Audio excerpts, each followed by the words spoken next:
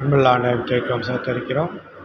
சங்கீதம் 28 அவர்கள் கர்த்தரின் செய்கைகளையும் அவர் கரத்தின் கிரியைகளையும் அவர்கள் உணராதபடியால் அவர் அவர்களை இடித்து போடுவார், அவர்களை கட்டமாட்டார்.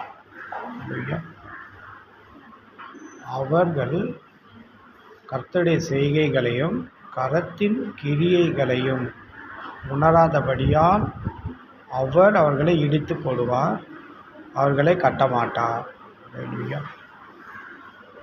கர்த்தருடைய செய்கைகளையும் அவருடைய கரத்தின் கிரியைகளையும் நாம் உணர்வடையணும்.